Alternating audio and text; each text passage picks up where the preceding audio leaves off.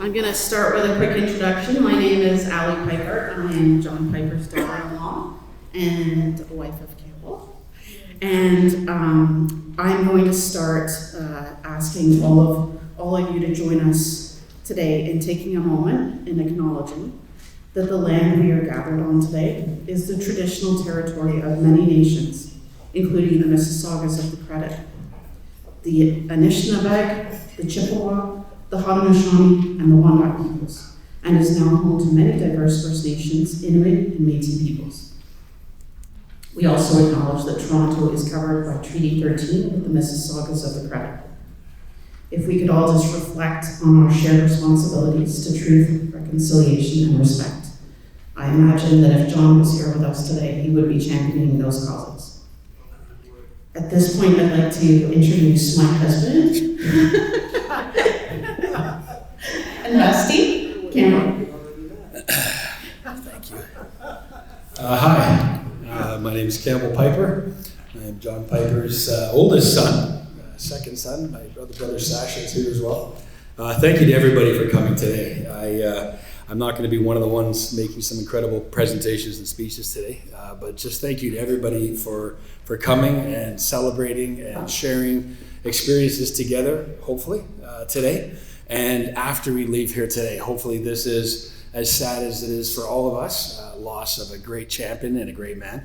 It's the beginning of some new conversations and new relationships and new ideas and new initiatives, which I know my father would be the first to start championing and signing people up as we left. So it's thank you for coming today. Share time together. I will share one small thing, if I may. I say it a lot, so for my family who knows this one, I would like to remind everybody that the root of joy is gratitude. It's not our joy that makes us grateful. It's our gratitude that makes us joyful. So I'm very grateful for everybody that's here today, grateful for the time with my father, grateful for the time with my family, and thank you all for coming today. And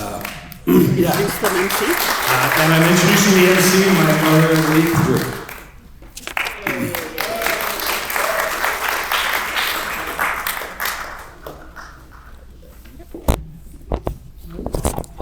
I better take that. Thank you.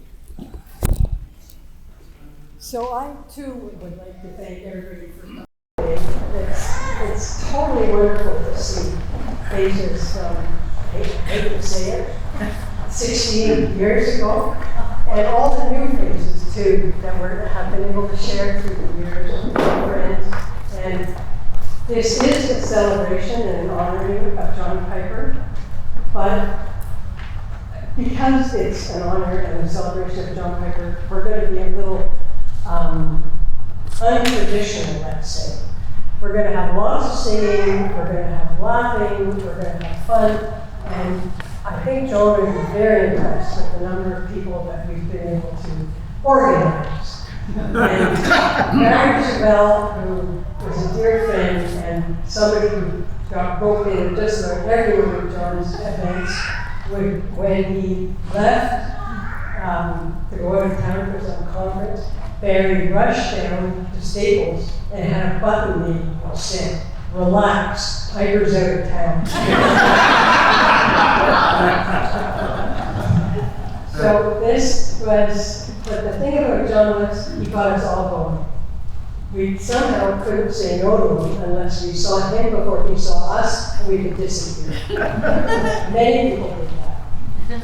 So today we're here to celebrate, and we're here to hear stories about John's and memories. And I think it's wonderful that we have these memories with him and with each other. And he would be so proud of us that our sense of community is still so strong. Because that was what he brought to us. Yes. So I would like to, first of all, say we have some very special guests in our audience that we'd like to recognize. First of all, the South African Consul General, Andy Suda, is here in Toronto.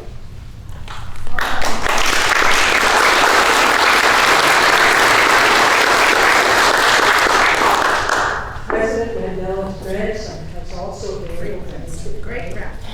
Great grandson. Oh,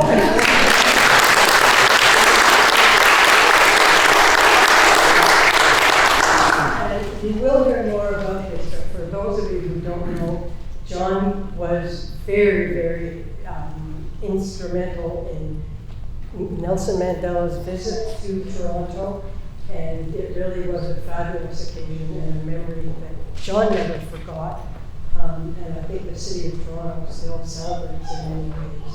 So thank you both for joining us today. And as you know, one of John's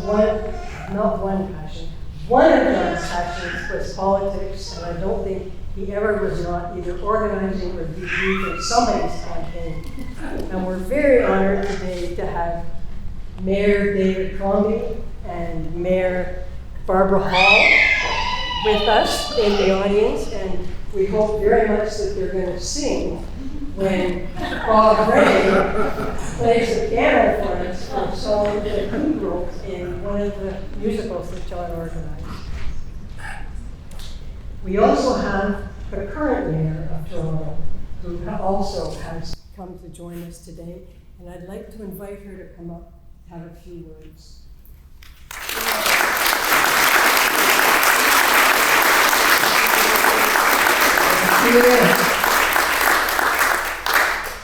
Good afternoon, everyone. Good afternoon as we gather. It's absolutely wonderful to be here. And John Piper is such an immensely talented person. What would be one word that can capture John's essence? I struggled with that for a long time. Came up with one. Imagine. Imagination. He loves to imagine. Imagine better education for children, for parents that have kids in school. A better world for our kids. Imagine a better South Africa, a world without apartheid. And also imagine a better city with progressive representation later on in the NDP government. And he imagined a room, a city, and a world that is full of music, joyous music. Right? You can just, as we imagine, what that world looks like. Better world for children and education, school community relations worker. Gordon Cressy, Dan Leckie at the time, school trustee, chair of the board, believed that immigrant kids have every right to be successful. And then what we need to do is connect the parents and empower them so that they can advocate for the kids. And the kids, because they're immigrants, should not feel ashamed of who they are. That because they speak another language, it's an advantage, not a disadvantage. So you want to learn your mother tongue. Called heritage language, international language, many words for it. And he fought hard at the time for after school programs, for inner city school, more investment in education, more funding for schools that are in poor neighborhoods. And he also believed that when parents come together, they have the power to change the school system. So he did a lot of organizing on that front. And of course, he believed in a better city. Hey, John, if you're listening, we're imagining you're listening because he started with the food program in school. By next September, every kid in every school in Toronto will have a good meal in the school. Free, universal, nutritious food.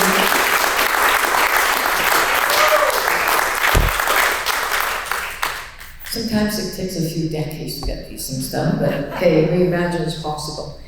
And what about a world without apartheid? Oh my God, imagine that. So he put his life into the anti-apartheid movement, getting Bishop Tutu here, and getting all the school kids into Queen's Park. I remember showing up and there were so many people on Queen's Park's lawn saying together that we are going to fight apartheid together.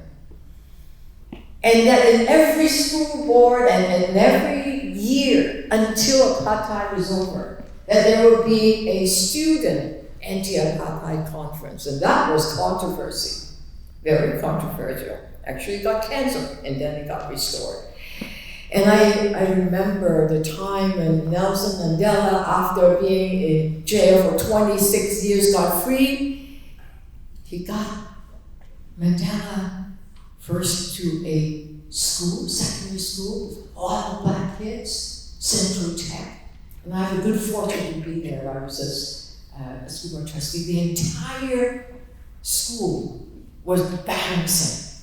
The applause, the cheer, the joy of having a freedom fighter coming out after 26 years is incredible. I am sure every student in that school remembered that day. And so would the 45,000 children that was at Sky Dome, we call it at that time, that welcomed Mandela. They too will remember that day. That fighting for justice is everybody's responsibility, and if we believe it and imagine it enough, it is doable. Even being in jail for 26 years. But when we come together, we could accomplish it. That was incredible energy, and of course, John Piper put that together. John Piper is a skilled communicator, skilled organizer. I can stand here and go on forever, but there are other speakers.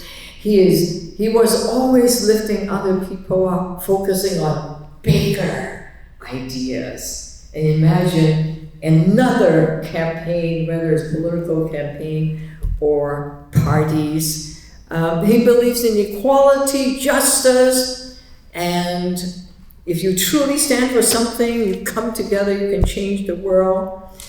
Today we come here to say goodbye, but really not a goodbye, because his ideas, his courage, his imagination is going to stay with us, and his laughter, his booming voice, the bear hugs, the sense of humor, and how joyous he makes us all feel, will always be with us. We will never forget you. We will continue the work, John, and we will carry forward, imagine and organize a better world while we sing to it. Thank you so much for being here.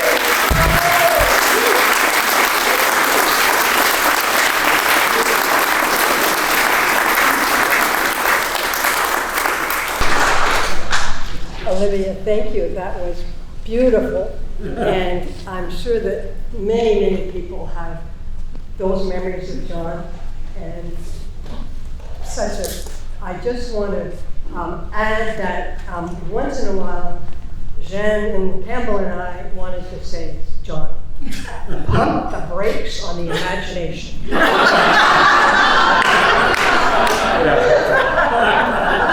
So, I now have the privilege of introducing a friend and a very, very special friend of John's who's come all the way from Hudson, Quebec, who was a childhood friend of John's in Hudson, Quebec, lived very close. The two of them terrorized the neighborhood, but they had a great amount of joy doing it. And I'd like to ask Frank Royal to come forward and tell us a little bit about his experience with John.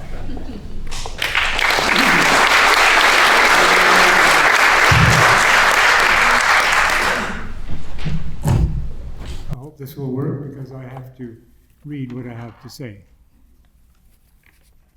As a close friend of John since childhood, the family invited me to provide some insight into his early years.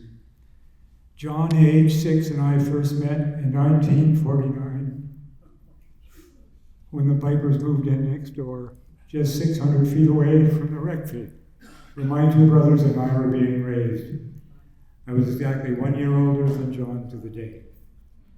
The Pipers soon moved 600 yards away, but between our house and theirs, we had verandas on which we rode tricycles, driveways on which we rode our bicycles, lawns to be used as softball diamonds and football fields, a river in which we learned to swim and on which we skated in the winter.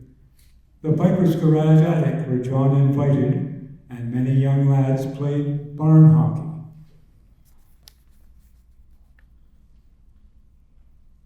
And Amy and Marnie Clark's farm across the road, where we developed a healthy respect for animals of all sorts, barn cats, ponies, horses, cows, and chickens, and hard work at haying time. Being just 1 short mile from Hudson High School, we did not qualify for bus rides to school, and we had to go home for lunch. So we rode our bikes or walked both ways twice a day.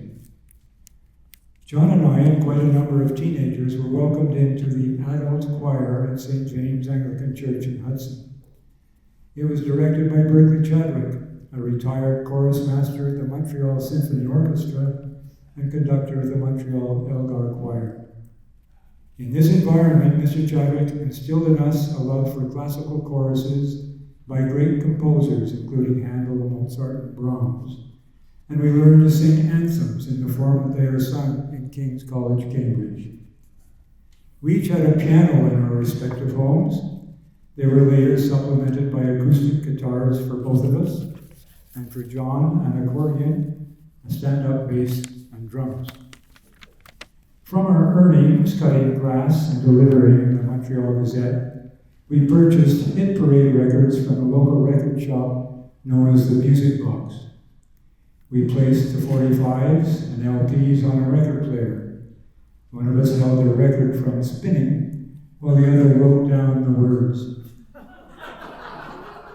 Between us, we worked out the chords and ultimately gained the confidence to stand up before others and perform many Harry Belafonte, Elvis Presley, and Everly Brothers songs, including Marianne, Let Me Be Your Teddy Bear, and Bebop Balula. We were known as the We Can Never Be Brothers. John rearranged the birth of the blues, and we expanded our group into a quartet, made up of another tall fellow, Simon Lajoie, and a somewhat shorter Bill Wood. Under the name The 3 1/3, we sang at high school dances and community dinners. John went on to assemble and direct a large teenage choir and a production of songs that he arranged from several Broadway shows, and we performed them all at Hudson Yacht Club. He had the good fortune of attending summer music camp at Canac in Quebec, Canadian Amateur Musicians, Musiciens Amateurs Canada, where people are immersed in a bilingual environment and are exposed to a multicultural experience, developing their communication and exchange abilities. John honed his musical talents there and learned the basics of camping and canoeing. As an adult, he became an accomplished canoeist who paddled some of Quebec and Ontario's largest rivers. John was featured in the 1957 Hudson High School Annual as a star member of the junior basketball, football, and hockey teams. As though these were not enough, we spent hours while he perfected the fastball windmill pitch with me as catcher. He ultimately displaced the town's senior fastball team's pitcher 3 years his senior, and was still playing pitch and catch years later with Sasha, who recalls his stinging left hand despite the protection of his baseball glove. John went on to Trinity College School in Port Hope to complete grades 10 and 11, and from there on to Bishop's University in Lennoxville, Quebec, where he starred as an athlete and refined his creative skills as a musician and composer. In 1964, Douglas Tees, Alex Ace Henderson, and John Martland produced the musical comedy The Great Escape, and John composed and orchestrated the music for a cast of 40. He was 21 years old, remember that. A long playing record was cut, and John's tune and words, Raise a Toast to Bishop's University, remains to this day as the unofficial anthem at Bishop's. John had developed a sense for those in need in our early teenage years, when Mr. Piper drove us to subsistence-level farmhouses in remote rural areas in our county, to which we delivered Christmas presents with hampers prepared by Mrs. Piper. This sensitivity increased while John was studying at Sciences Po at the Sorbonne in Paris in the latter half of the 1960s. His dream was to work in Canada's Foreign Service, and he had become deeply committed to bilingualism. At the Sorbonne, he participated in anti-war demonstrations, was radicalized, and retained his activist nature throughout the rest of his active life. While John was making Cabbagetown, Plato Boulevard, and Brentcliffe Road his homes in Toronto, my 37-year career at Bank of Montreal kept me in Montreal, and Hudson never ceased to be my home. Even though we lived 600 kilometers apart, John and I remained in touch. We got together virtually every time he came to see his parents in Hudson, and I never missed their traditional Christmas Eve carol song. The closing piece was always the orchestra song. John at the piano, with various instruments, changed between participants each year, but Mr. Piper never ceased to be the counterpoint as the bassoon. We were drawn back into a very close relationship early in the winter of 2009, when John asked me to become holder of power of attorney for his financial affairs, a role which I had undertaken for both his parents during their later years. I shared this mandate with Anita, who tirelessly managed his personal care and well-being. In constant touch with John and Anita during that 16-year period, I witnessed his superb life skills fade away ever so slowly until none were left except his ability to hum a tune ever so quietly.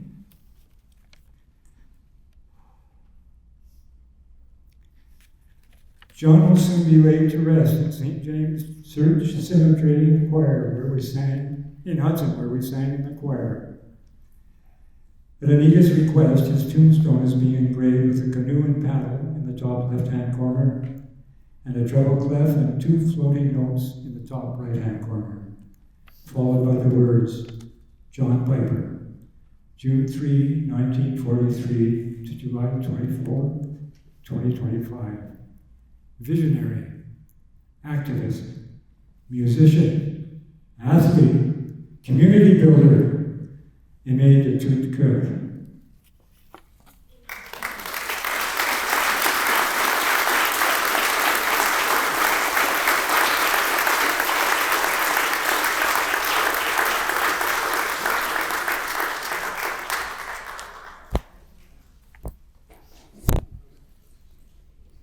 Frank, thank you very, very much.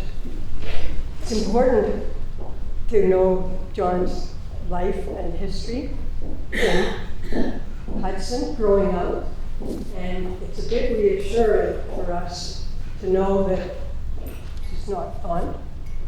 A little louder. It's reassuring for us to know that this all started with you and the family in Hudson. This music and this organizing and this commitment to the bettering of the world continued in his life in Donville and the rest of his life, but it obviously had its roots in Hudson a very long time ago. So now I'd like to introduce 2 of John's children, and we're maybe going to hear a different side of the story, but who knows. We're going to start with Jeanne, and followed by Sasha.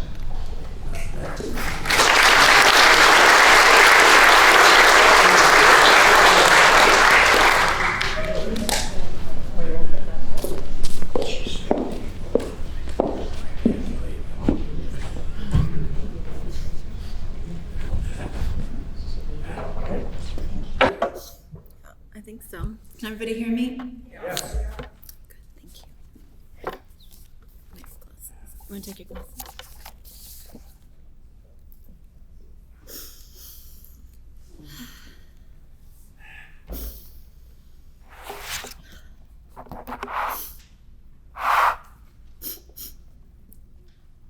Dear Dad, it's me, Jenny Pipper. I miss you so much, especially your hugs, the way they made me feel safe, loved, protected from a world that the little girl in me felt was too big, too scary. I'm here today with our community, Dad. The community you helped build. The community that helped you and Mom remind Campbell and I, as young children, that we were loved, that we were safe. Hello, and thank you for coming today to celebrate the life of my father, John Campbell Piper, son of Betty and Jack Piper and loving brother of Julia Piper. My name is Jeanne Catalano. I moved to New York City almost 30 years ago, and today I live in Harlem with my son Jim and with my husband Jim and my son James. Growing up with John Piper as my dad was magical. It was full of excitement, playfulness, and music.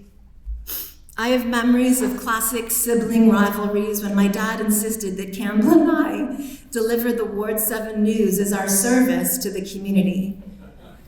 Or if trick-or-treating on Wellesley Street in our amazing Star Wars costumes made by the one and only Barry Chevelle. Or of epic canoe trips where Campbell and I had to become elite paddlers.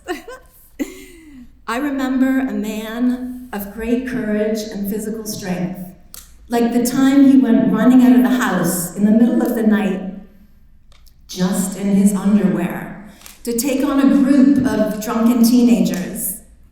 Crazy dad. Or of the ace pitcher, who would strike out batter after batter. My childhood was steeped in the magical kingdom of Cabbagetown, Ward 7, where I was growing up among the giants of this world. I have vivid memories of the Don Vale Cooperative Community Daycare and of our beloved teacher, Kathy Jones, doing her best to console me because something horrible had happened to my favorite and most cherished stuffed animal. This was our Ward 7.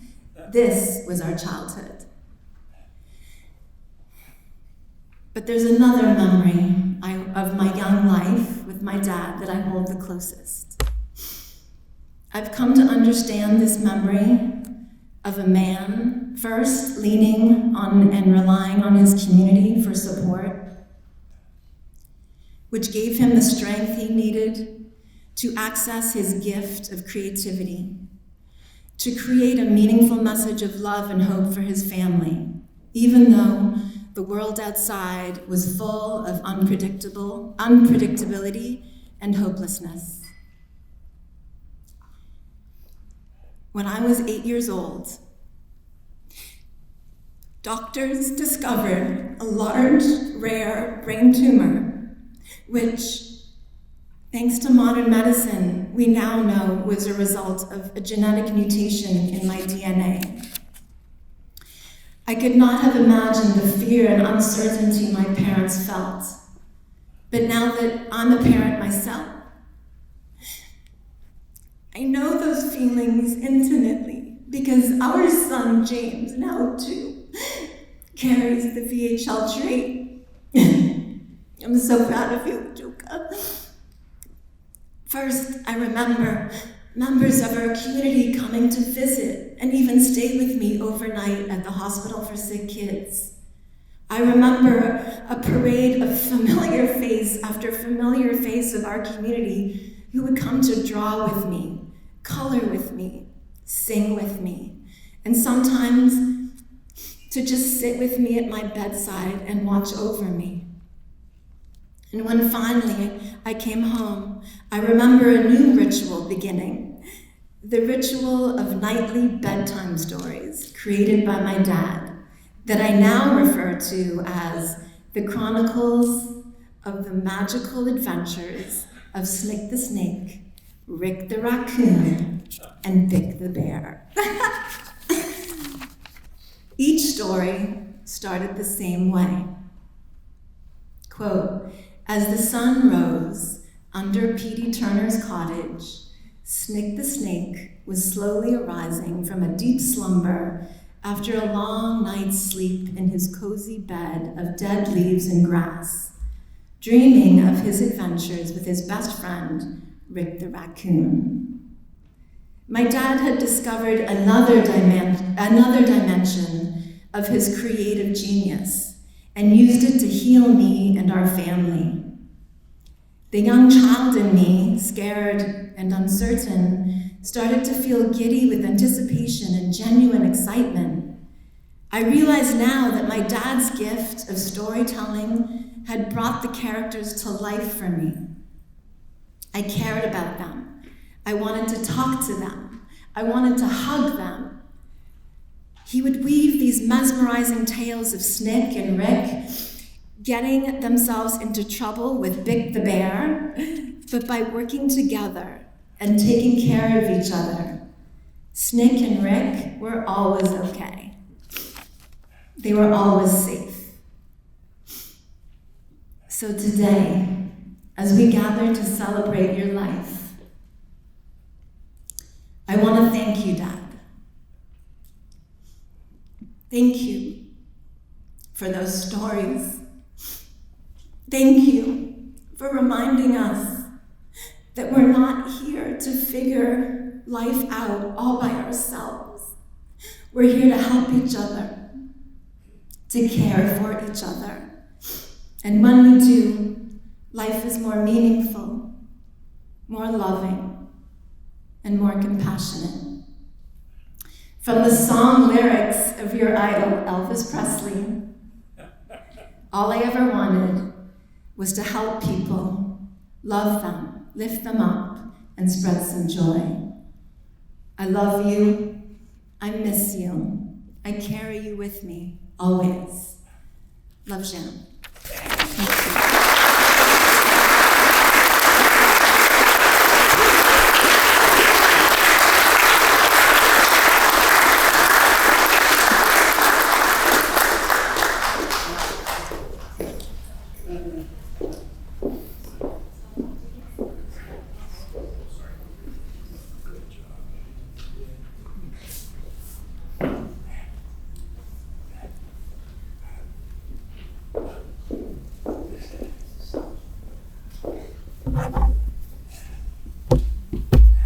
Welcome, everyone. Papa, tu vois comme tu nous manques. I have so much gratitude to every person in this room for being here today to celebrate John's truly remarkable life. Thank you. I didn't realize it was off. Just get a little closer. There we go. I can hear myself. Let's start that again. So to everyone here, You can lift up. Where's your mouth? There you go. and those who are not present as well, thank you so much for being here today to celebrate John's remarkable life. There are so many ways to describe my dad. He was a passionate activist, a visionary for the public good, a loving father, a virtuosic musician. This list goes on, and so could I. But there is one story that I would like to share with all of you today that I think highlights one particular quality of John's that you must have undoubtedly felt when you were in front of him, and that is his fearless will to protect and help those in need. When I was about 5 years old, John decided that it was time to go on a camping trip together and to introduce me to one of his great passions.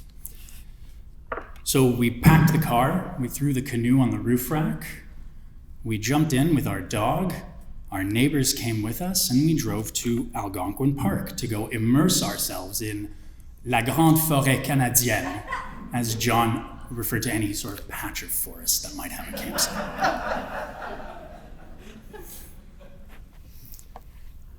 So for those of you who never got to see John in the outdoors, let me tell you what a sight it was to behold. He was a true outdoorsman. He was a master canoeist, and he could find the solution to any problem that you would encounter while you were in the wilderness. So to see him in this environment was to see him in his element.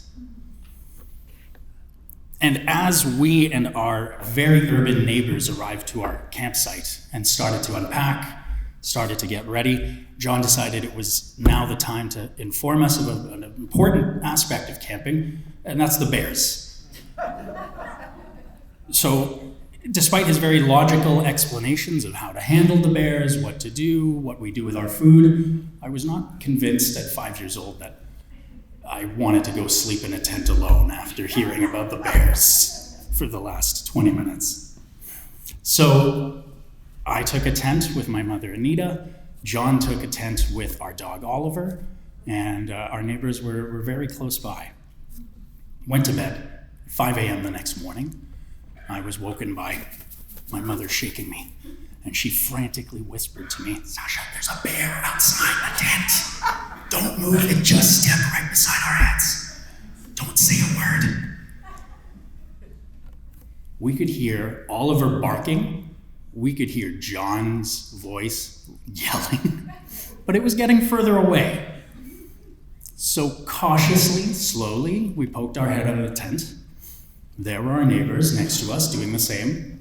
We exited, and we started slowly following the sounds of Oliver and John.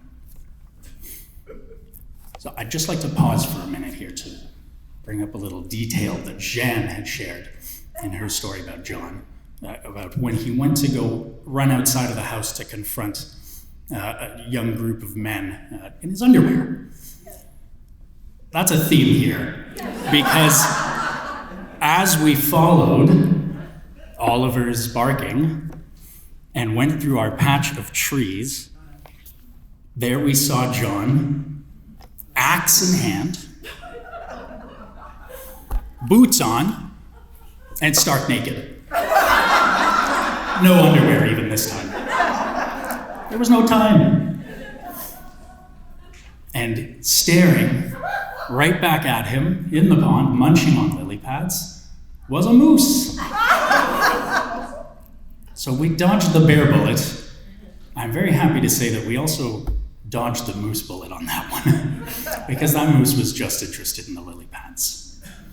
And as our neighbors got the pleasure of discovering that day, they witnessed very well how John leaps into action to protect those he loves, clothed or not.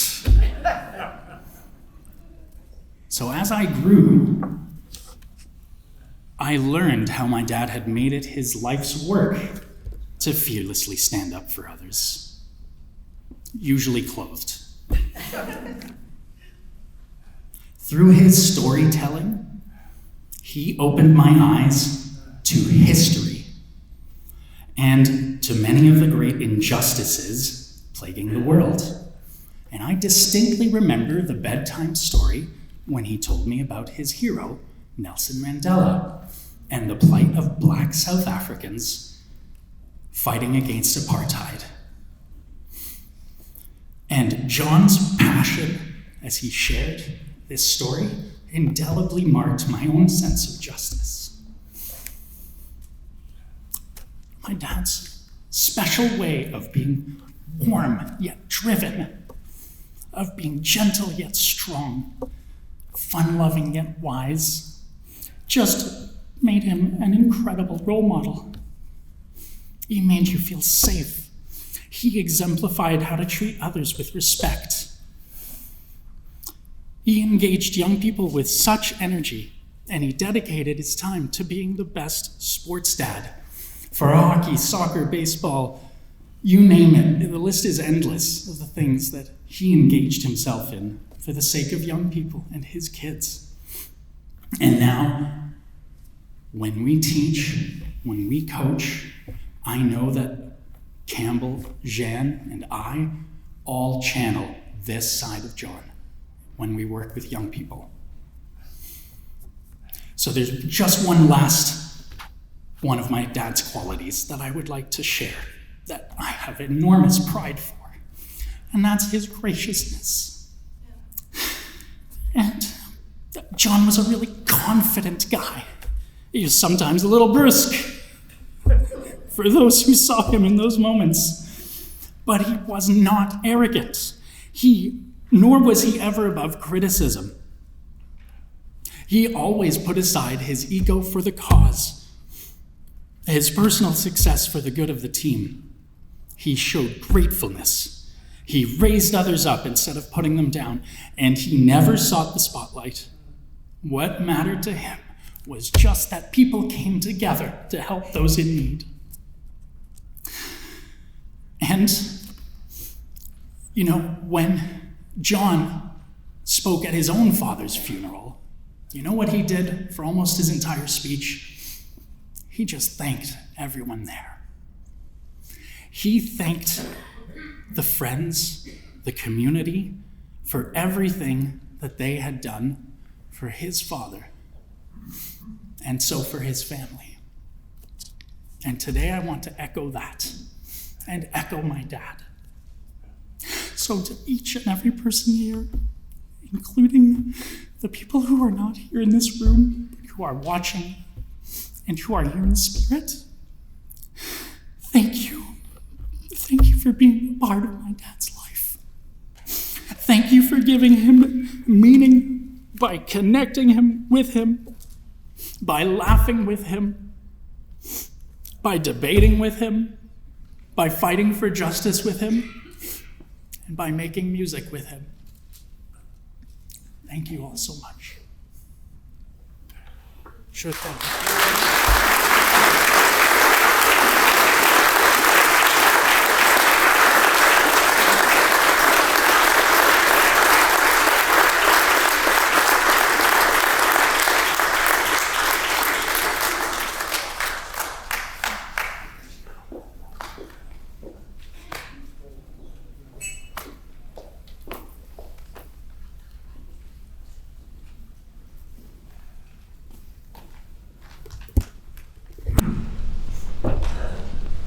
Jen and Sasha, thank you so much. It's lovely to hear a child's point of view, or the point of view from a child's perspective. And it's so obvious that John's impact with friends and with family members was equally as strong and important. Okay. And Sasha, I don't know if this will make you feel any better, but I too have been in therapy to go down Big John and his canoe trips. When John and I were first married, and I had not done a lot of canoeing, as Sasha explained, John was on the expert range, and he thought, oh, canoeing. We were going to do a little white water canoe, said John. I know nothing about canoeing. However, we canoed at Lake Anne, so maybe I could canoe. He said, well, white water is no big deal. He said, in fact, there's a movie that we can go and see. It's in the theaters right this very night. And we're actually going to Kentucky, so it would be appropriate that we go. For those of you that remember, John and I went, before I was going on my first whitewater canoe trip, to see Deliverance. We thought this would be excellent. For someone who needed to know a little more about whitewater canoeing. However, we made it. And I got to bring attention to this because I think to hear Jen say that she's recovered from delivering Ward 7 news and that Campbell has to this. This is a landmark. I just have to look at it. And I can remember that day when Jan came home from her piano lesson and she sat down at the piano and John was so musical and everybody loved the music. She started it and she looked up at John and she said, John, piano is not going to be my best sport. She thought maybe if it's a sport, it's okay. So, what fun. I'm now going to move to another type of program and introduce you or ask David Reynolds to come forward. Thank you. David,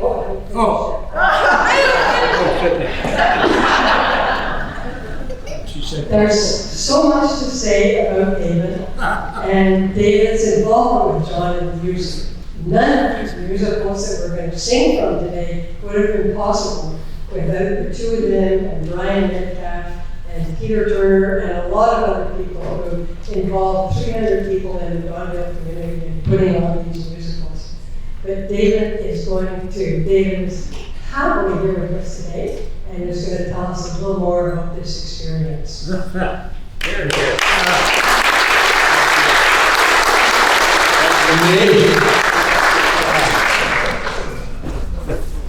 Gordon Cressy told at 5 minutes. I've never made a 5-minute speech in my life. By the way, I think this is extraordinary. It is truly extraordinary. So, and I want to do this. I want to say, Hail Ward 7 and everyone here. Okay, thank you. Clap. Okay, how many were involved in Damned? If you do, please put up your, oh my God, we could do another one. Okay, so suppose you had an idea for a musical comedy. What would you do? Well, you'd get into your plumbing truck and you'd drive over to John Piper's house. That's what you'd do. And I think we met in the kitchen. And I think that day he started the recruiting of the 300 people, because that's how many there were in the cast and the company. And it was so much fun. Was it? Yes!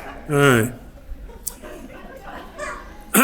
John called up his friend Peter Turner and he said, I'm going to give you an early Christmas present. You get to be the producer. And Joanne, you got to be the associate producer. That's because he kicked me out of the choir because I couldn't carry a tune. There were actually some people in the choir who couldn't carry a tune. Damned was just huge for my family. Kathy Jones, my wife, who Janny mentioned in her guise as a nursery school entrepreneur, she got to work with Barry Chevelle doing the costumes, and you can't possibly have more fun than that. My son Davy was a bellhop, pictured as standing beside Campbell Piper in much of the amazing photographs that have been taken. And he had a line. His line was, "Telegram for Mr. Horrible." My daughter Jane was a member of the Garbage Bag Ballet Troupe under the direction of Miss Bedard. And of course, there's a story behind that, but I can't fit it in the 5 minutes. Okay, so I was a community activist without an issue, and a sad sack you never did see. And of course, we had a mayor who had all the right views. His name was John Sewell, right? And he came to a dress rehearsal. And when it was over, he said to me, you know, you really nailed your character. And I said, well, who was my character? He said, Gord Cressy.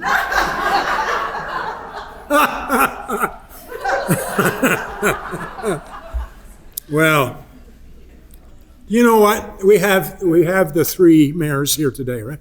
We also have eight former city councilors. 8! I counted them my very own self. Oh, God.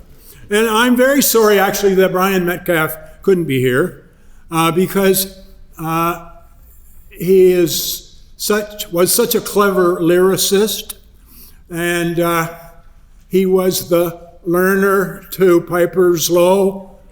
And some of you don't know what that is. Look it up. And Brian had always, this is a person who had been an English professor at U of T and was a chartered accountant, but what he really wanted to be was in a punk rock group. So he wrote a punk rock group into the show, Harold, Horrible, and the Pits, and somehow he got himself cast as a pit. Well, there you go. I think, you know what, the Globe, can you imagine that this community show was reviewed by the Globe and Mail? And they said, among other things, by the end, audience and cast were cheering each other, as well they should. There was a real sense of community. And creating that sense of community was something that John Piper did awfully well. And that's what I got to say about this, but I think now I'm meant to introduce the ambassador to the United Nations, who is going to play a song of his own composition, and it's about, is the phone ringing? Is it Metro Morning? No, it's Mr. Jones, whose sewer's overflowing. Okay, come ring.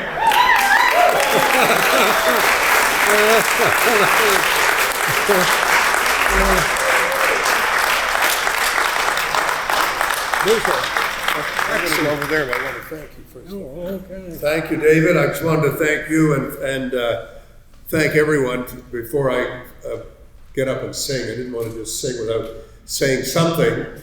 And Victor is already laughing because he knows how difficult that would be for me. But it's just such a wonderful thing to see everyone here in honor of John, and to have a chance to really celebrate his remarkable life and to express our thanks for it, and to express thanks to each other for having been able to be part of the community that he helped to build, and the people that he loved, and the people that he really cared about.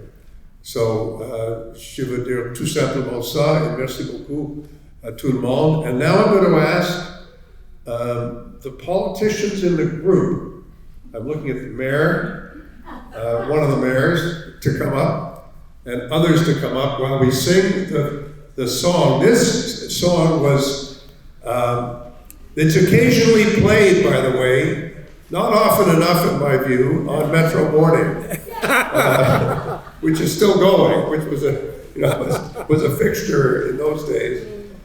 But the music is here. We've all been given the music. It's called The Politician's Song, Damned If You Do.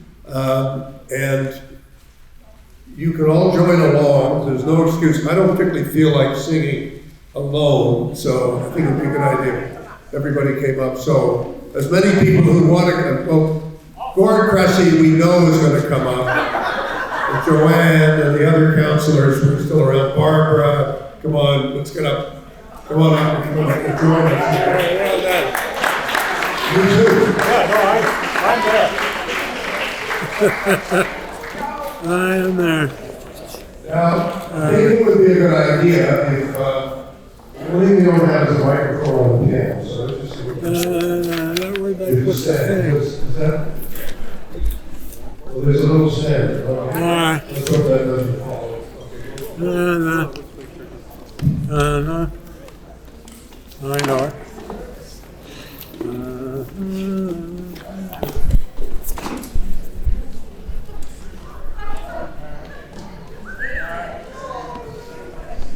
So like the government that I led, this has not been rehearsed at all.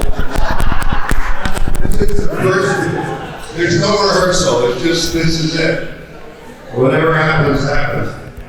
Although I have played it a couple times at home. Let's see how it works.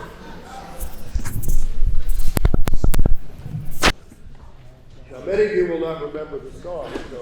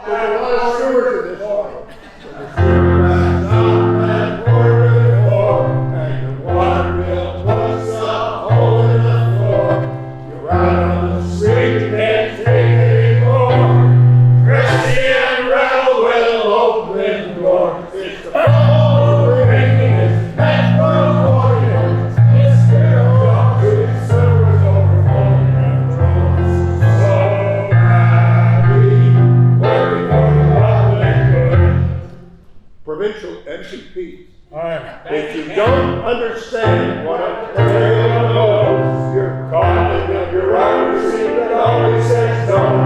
Your boss's driver's license and never even road. Just call us and we'll tell you where to go. It's your phone, it's the macro, Mr. Joseph Seward overflowing in the trouble. So happy, working for the public good. Federal MPs, if you don't get anywhere with another dream, you got time to try your troubles federally. If you don't think much of care or General Louis, that's okay, that's not good. It's boring, it's back on board, Mr. Joseph Seward overflowing in the trouble. So happy, working for the public good. That's first. Lovely are the guardians of the public good. We work for you night and day, as I know you should. We make tomorrow brighter today we could. You always fire if we're not that good. It's the phone ring, it's the back door wide. Mr. Joseph Seward's overflowing in the home. So happy, working for the public good.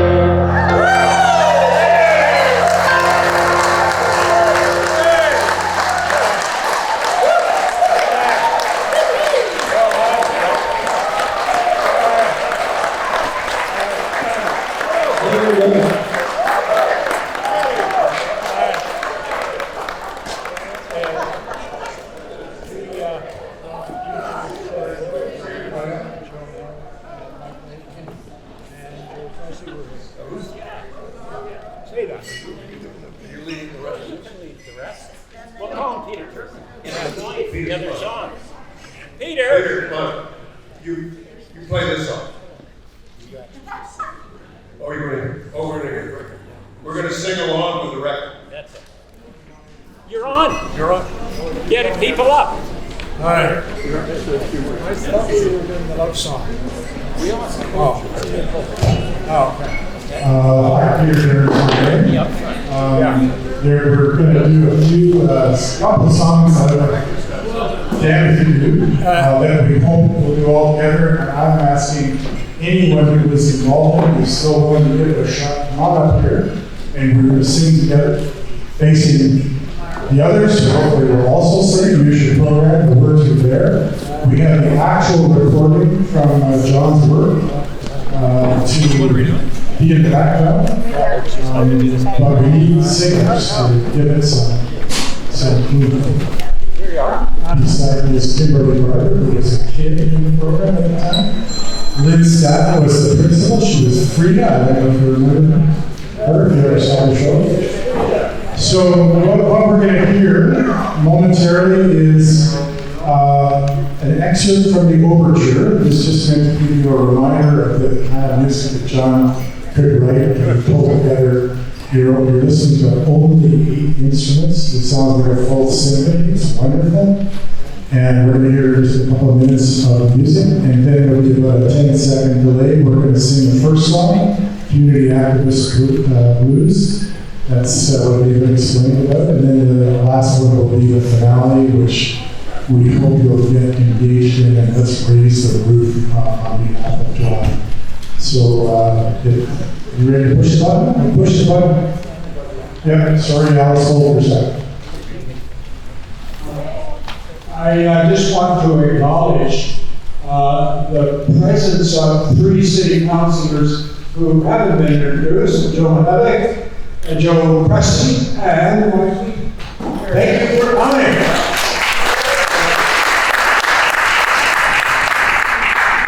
Okay, let's have a little listen to the overture, and then we'll sing. Just The overture. no. No, we don't. This is just going to listen to the overture.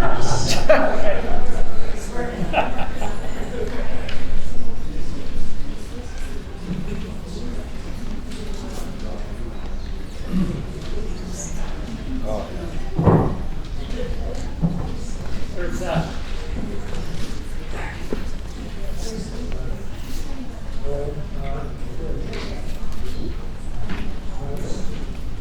Sasha's coming back.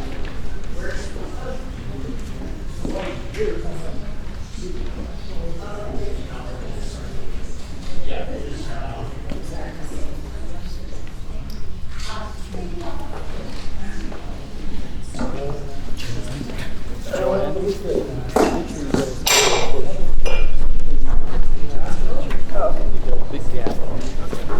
Just make sure you stay with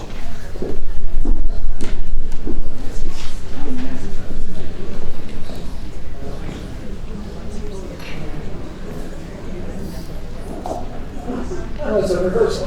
No rehearsal here. Yeah, you got your rehearsal. I didn't get a rehearsal.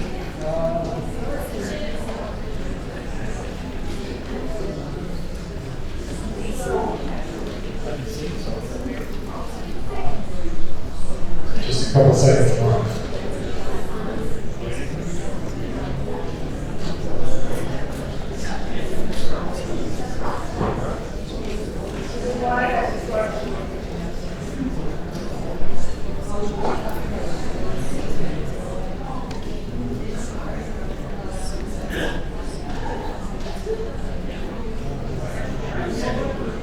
We're going to postpone this item. We'll continue this meeting and we'll come back to it. Yes! Back to John.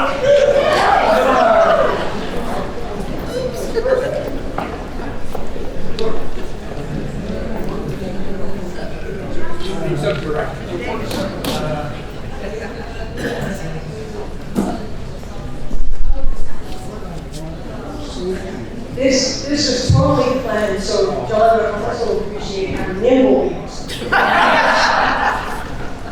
So now I'd like to introduce another very special guest, Zed Jiva. Dad was co-founder of the Nelson Mandela Children's Fund and a close friend of John's for over 40 years. And the two of them were really responsible for the opportunity that Toronto had to welcome Nelson Mandela and have this experience.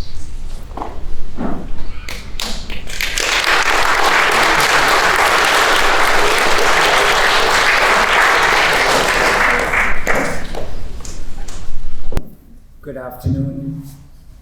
It's an honor to stand before you today to pay tribute to my dear friend and comrade, John Piper, a man whose life was a testament to justice, compassion, and unwavering solidarity. John was not just an advocate, he was a force, tireless in his pursuit of equality, fearless in the face of injustice, and deeply committed to the struggles of oppressed peoples, both here in Canada and across the globe. I had the privilege of working closely with John during one of the most defining movements of our time, the struggle against apartheid in South Africa. Together, through the ANC office in Toronto and Canadians concerned about Southern Africa, he helped organize what became a landmark annual conference on apartheid. John's leadership was instrumental, not just in logistics, but in spirit. He had a way of bringing people together, of making the fight feel personal, urgent, and possible. In 1986, John played a pivotal role in arranging Archbishop Desmond Tutu's visit to Toronto. That moment galvanized our city. 4 years later, he chaired the Nelson Mandela Reception Committee, leading celebrations for Nelson Mandela's release from prison. And when Mandela addressed Toronto school children for the first time, John was one of the folks who made that historic moment happen, leaving an indelible mark on the hearts of thousands. But John's dedication didn't stop with Mandela's release. In the 1990s, he continued to champion the cause. As chair of the Voter Education South Africa-Canada Committee, VSAC, he spearheaded fundraising efforts to empower rural women ahead of South Africa's first democratic elections. And in 1998, he took leave from his professional life to organize the Mandela and Children event at the Skydome, bringing together 45,000 children in a celebration of hope and unity. John was a founding member of the Nelson Mandela Children's Fund, Canada. His work helped rename the Park Public School to Nelson Mandela Park Public School and led to the conferral of honorary doctorates to Nelson Mandela and Graça Machel by Ryerson University. The ANC honors John as a comrade in the struggle, and I honor him as a friend, a man whose vision, humility, and boundless energy forged enduring bonds between Canada and South Africa. His work brought the voices of our struggle into the hearts and minds of Canadians, mobilizing a generation in the fight for freedom and human dignity. John's legacy is not just in the events he organized or the institutions he helped shape. It's in the lives he touched, the movements he strengthened, and the hope he inspired. To his family, friends, and all who were moved by his life, may he carry forward his spirit. May we continue to build the just and compassionate world he believed in so deeply. Thank you, John. You will always be with us. Among love. Among love. We prophesy.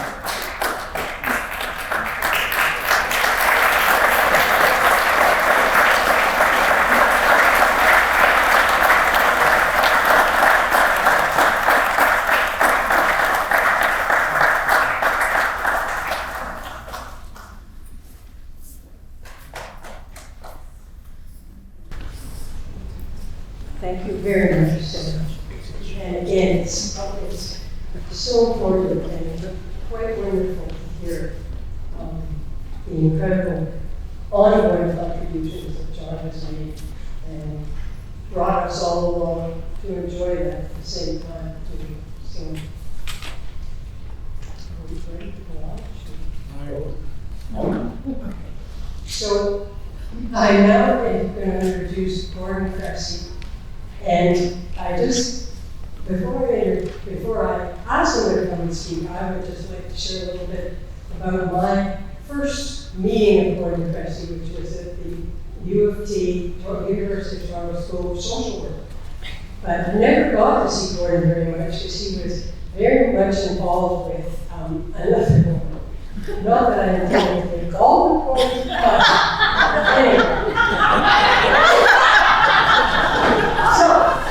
And I want to say that this other woman, who Gordon also did not marry at the end, is now the mother of the premier of Manitoba. Huh. So that's I'm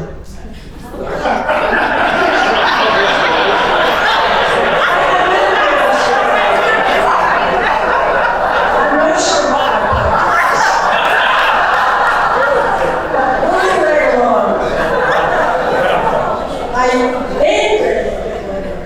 We all moved into contact together, and I thought, it would be nice to introduce John and Gordon. John was a phenomenon in himself. With Gordon Cressy, it doubled the problem. So the two of them just got going. Gordon so interested in the politics, and this yellow school bus that they had, and it was a nightmare. However, I gotta say, it built a relationship between them, a friendship that Gordon has been the most loyal, the most committed, the most wonderful friend to John and all of us in the family. And it's really, Gordon and Joanne have been really the people who have put the energy to get us all together today. Yes. And I've got to thank Gordon, and I've got to thank Joanne, and I will afterwards. But I just want to say, Gordon, I thought it was a bad idea at the time, but it has proven me totally.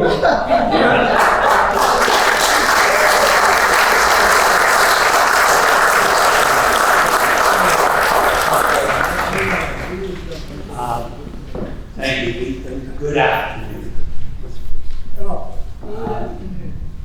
John was my best friend for almost 6 years. Now that's better than most marriages, actually. Best friends show up for each other. They show up in good times, and they show up in the times like so. John always showed up for me until he could. And then I hope I showed up for him.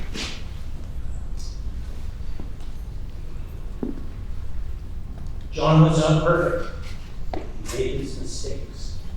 But he was kind. He was clever. He was caring. But he was really clever. And he would often be at our cottage, and 10 o'clock at night we're going to bed, and John puts down on the dining room table a puzzle with 2,000 pieces. We get up in the morning and John's there, and the puzzle is finished. I mean, who does that? John did.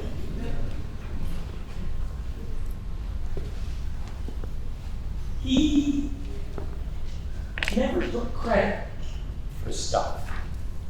You know, he just wanted to do good things. Nelson Mandela once said, "It always seems impossible until it gets done." That was John's rallying cry. On the other hand, I kind of like the recognition.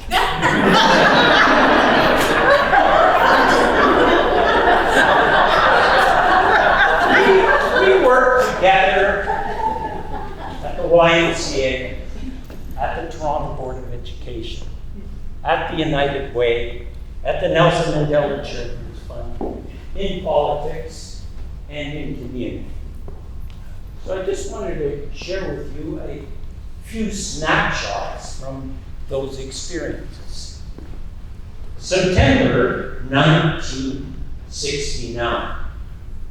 My wife Marcia and I were running a little group home for teenage boys on Bali. I kind of thought part of the problem wasn't the kids, but the school system, so I woke up one morning and said, I'm going to run for school trustee. Well, where do you go? You go to your best friend, John Piper, and John's wife, Lee. Her dad was a federal politician, so was her uncle, so I knew John will know a thing about politics. But no, he knew nothing. So I told him I'd like to run for school trustee, and he listened carefully, and then he said, Gordon, nobody knows you. Nobody has endorsed you. You're not a member of a political party. You have no workers. You've raised no money. You have no policy in education. Let's do it.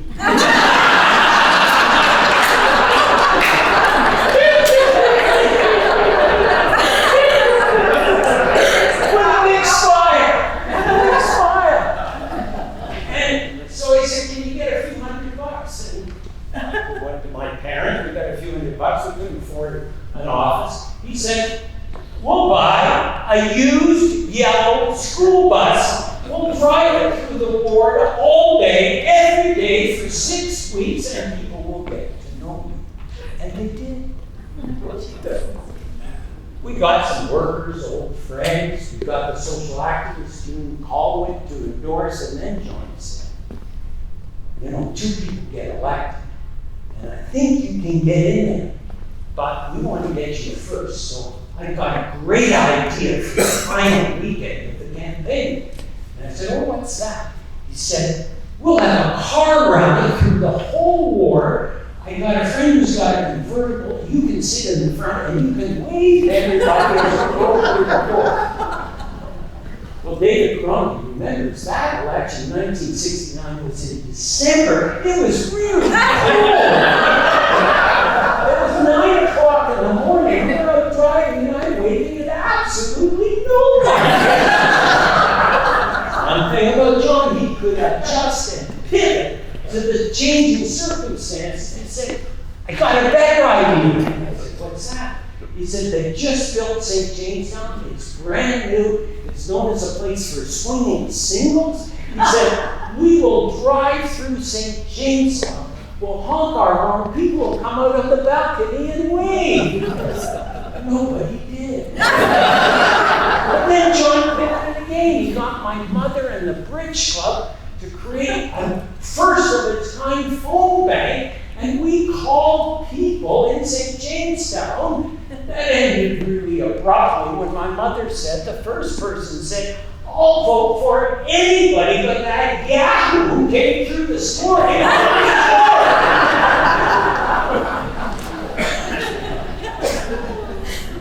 We went back in the next morning, knocked on doors, and said, don't vote for that Yahoo, vote for me. We came first. We came first, yes. It always seems impossible until it's done. John spent the next 40 years in over 20 political campaigns, municipally, provincially, federally, organizing, working, campaign director, ordinary door knocker. He changed politics a bit. Then we went, John and I, to the United Way, and I'm thrilled that Dr. Joseph Wong was here, past chair of the board, and Golden was here earlier. The NWA in those days was an all-white organization, and we set about to change that. John formed the Black Development Committee with Lloyd McCall, whose wife is here today, which is terrific. And they wanted to do a Arts Against Apartheid Festival. Sounded like a good idea. He said, what we need is, we need a name. We need a name. We need Bishop Tutu. Bishop Tutu was speaking at a conference in Connecticut. Sent me down. Asked him. He said, come in. He said, we need a musician, a famous musician. We're on a bus, a Volkswagen bus with Salome Bay and others, and drove to Hamilton to meet with Harry Belafonte. He said, he'd come. He then got to John Blackbeard, the provincial premier, and said, Bishop Tutu's coming, get David Peterson to speak at the have him speak at the legislature. And he did. The apartheid struggle became on the forefront of Canada. A little later, we had a Salvation Advisory Committee. And they said, let's have the two most famous singers in India come to Toronto and sing. I said, who are they? He said, Lata Mangeshkar and Kishore Kumar. I said, I've never heard of them. He said, that's your problem. Next thing I know, John and Anita have flown to India. Lata Mangeshkar said she will come, her sister Usha will come, Kishore Kumar will come, Air India will fly them over for free. We sell out Maple Leaf Gardens. We make $150,000. 25 Caucasians are there. Who are the other people? Originally from India, Pakistan, Sri Lanka, Bangladesh, East Africa, Uganda, Kenya, Tanzania, Trinidad and Tobago, Guyana, South Africa. and South Africa. That's right. The next morning, a headline in the Toronto Star newspaper, Lata sings for an hour in the way. With Dr. Joseph Wong, we had the best master pipa singer in the whole world. Luton High had an event. It opened doors. Joseph with John helped start the United Way Walkathon. It opened doors. It always seems impossible until it's done. And then the Mandela and the children, we've talked about it already, but here's the backstory. Nelson Mandela was coming for a 2-day state visit to Ottawa. Zeb, creative Zeb, and his friend Billy Moise thought, wouldn't it be great if Nelson Mandela would come on to Toronto and launch the Nelson Mandela Children's Fund? Maybe we could have it at Convocation Hall, and maybe we could try and fill it. He went off to talk to John. John always thinks big. He said, Convocation Hall? We're going to the Sky Dome. We're going to get 45,000 people. For 3 months, John worked without pay, day and night. 45,000 people came, and Nelson Mandela said, this is the largest gathering of children in the world except for my time in South Africa. And Prime Minister Cratchit said, and unfortunately the politicians spoke short. That's rare. He said, years from now, you will tell your grandchildren you were there when Nelson Mandela spoke. My 2 grandchildren are here today, and I'm looking forward to that day to come. It always seems impossible until it's done. John spent 11 years in care. He was diagnosed in 2013 with early Alzheimer's. My friend Soren is here, and his wife who looked after John for a number of months before he moved in. Before he moved into the Salvation Army. I want to take you through these years because we don't talk about it much. The first 3 years, John was at the Salvation Army. He did pretty well in the Meehan residence. He would still play the piano for the residents and the staff. We played ping pong every Thursday morning. He would ride his bike sometimes up to see my brother, who was struggling at the Lyndhurst Lodge. Over time, though, John started to slip a little, and he went next to Kensington Gardens, where they loved him. He didn't like the piano there, he said it was dead.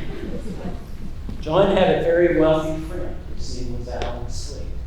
When Alan Slade heard about that, he said, buy him a goddamn good piano. And we did.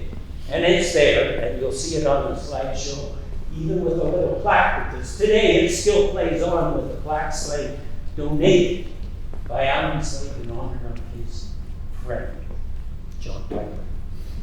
I remember going down to the activity room with John, where he was working on a puzzle. It had 20 pieces. The ravages of an illness. John moved on to CAMH for a few years, and he slipped the game. He could no longer play the piano. Joanne and I continued to visit because it was the right thing to do. Not sure John knew us anymore, but we were there because we knew John would do the same for us. That was his nature. Last Christmas, I went to see John just before the holidays.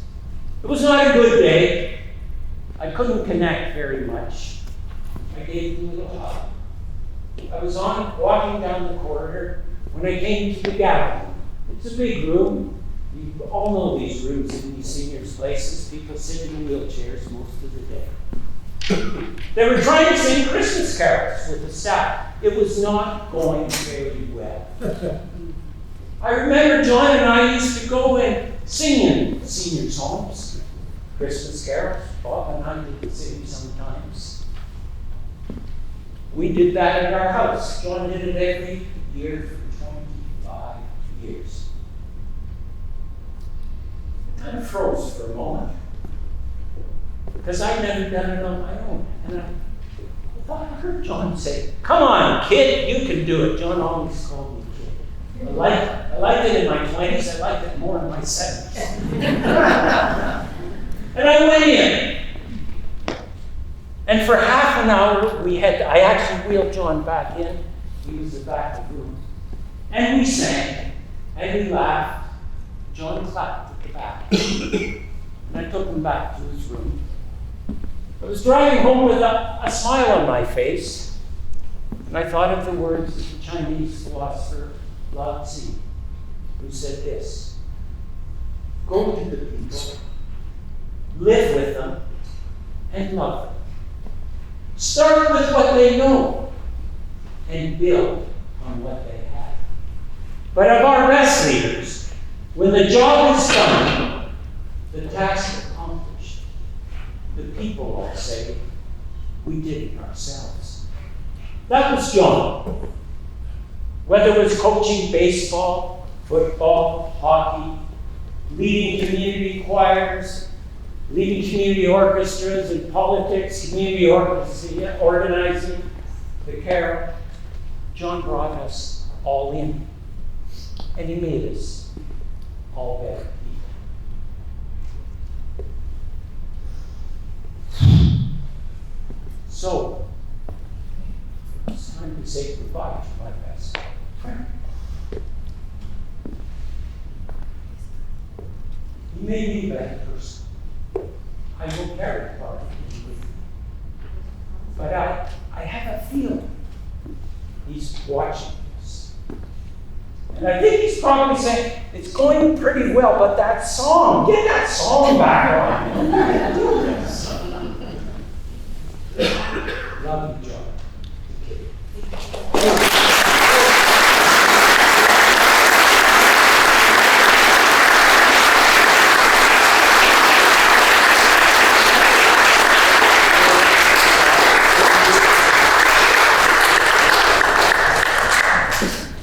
Everyone, we are minor technical difficulties. We have footage from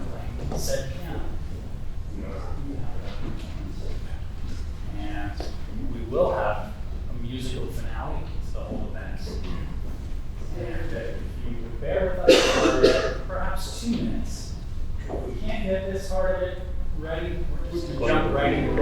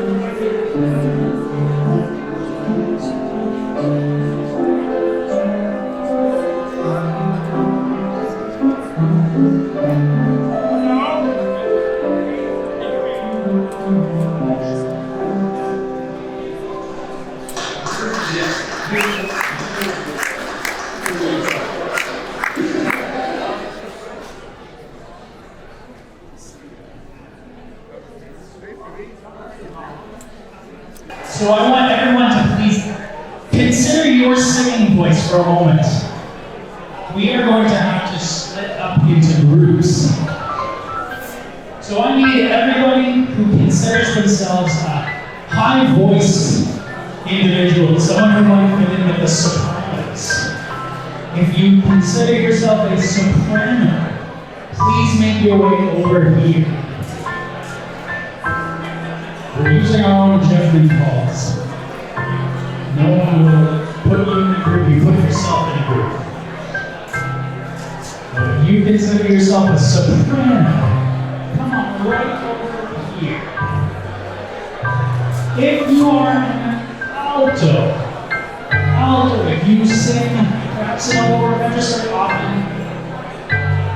sopranos will be kids. Altos, we might have a bit more of a mix. Please come on over to this section over here. Consider yourself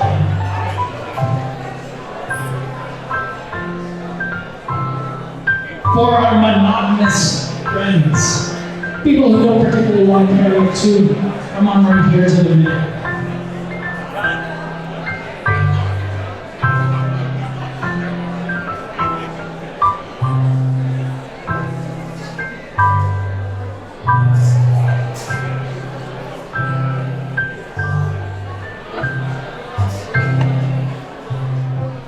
If we have tenor singers here, please make your way over here. Your bases.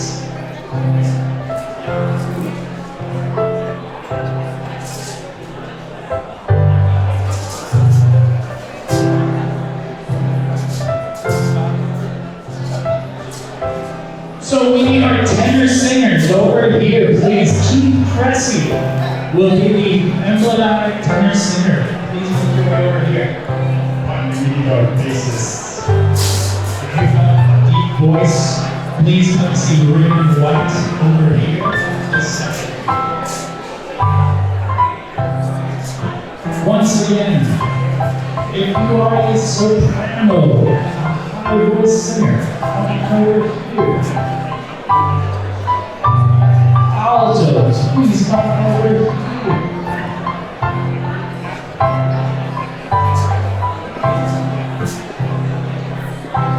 Monotonous singers in the middle right here.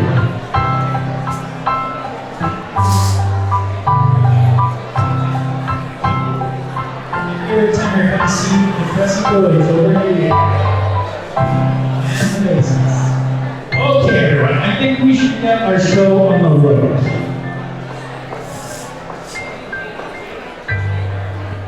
In a moment, I'm going to be singing a little bit. If it's awkward, just as enough to follow along.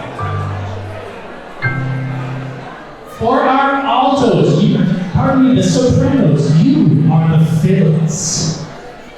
Our altos, you are our clarinets.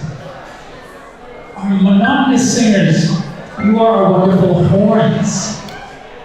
Our tenors, our trumpeters, and our bassists are the drummers.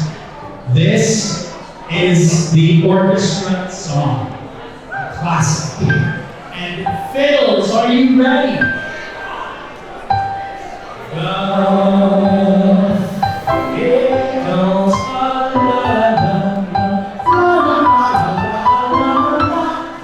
Fiddles,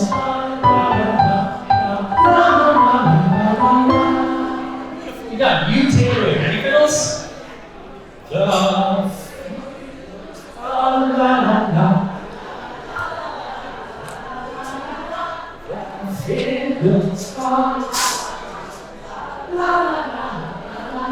Beautiful. Excellent. Altos, clarinets, are you ready? We will do it. I'll demonstrate. We'll do it once. And our fiddles will jump in with us. Here we go. The clarinets, oh,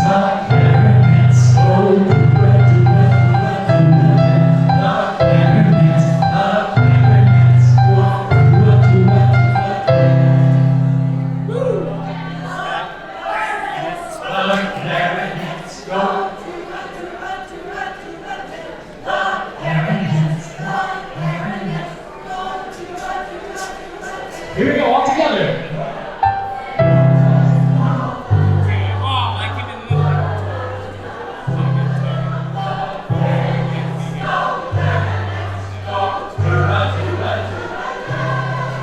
Beautiful, good.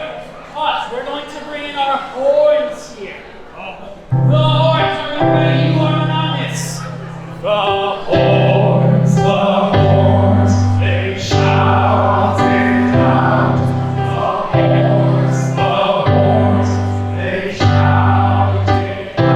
Once by yourselves. The horns, they shout it out. The horns, they shout it out.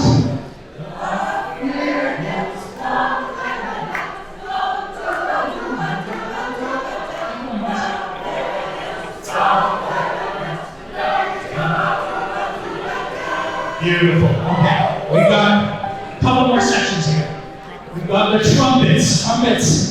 Here we go. We will sound like this. The trumpets go. The trumpets go.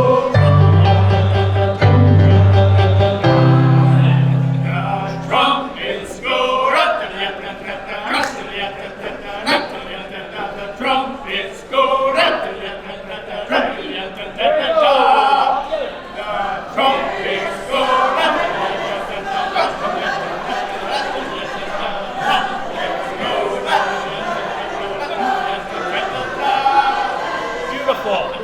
The basses, are you ready? You're gonna sound like this. The drum has no drum, just now.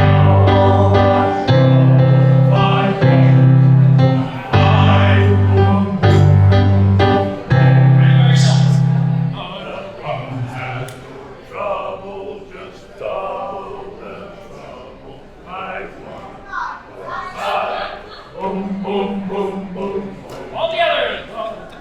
Has no trouble, just trouble.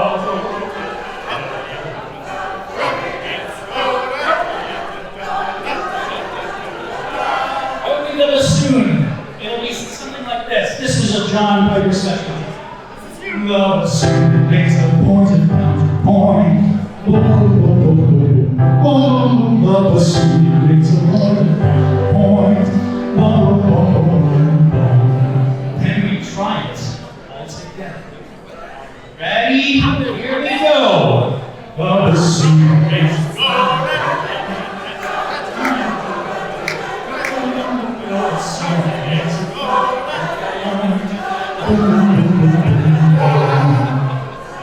why don't we do it one more time with the piano? Are you ready? Here we go. 1, 2, 3.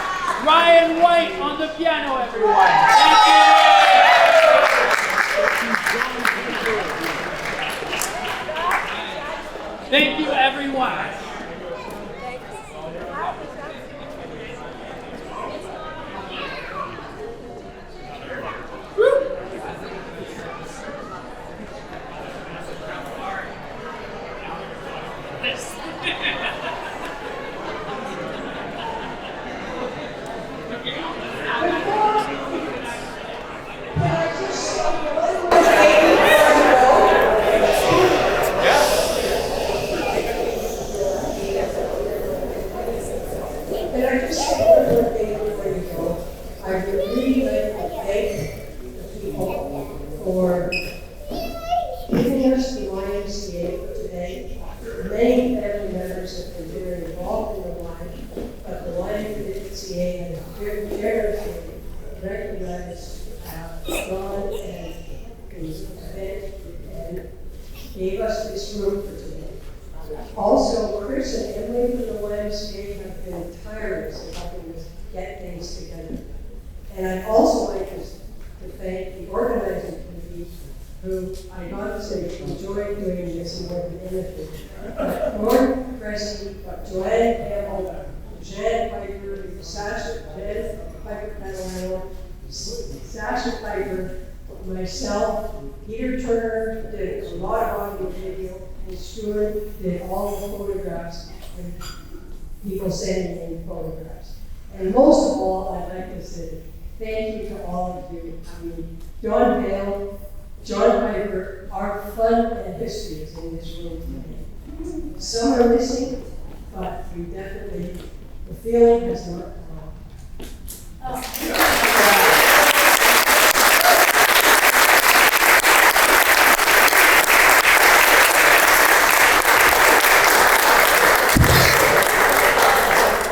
Good job.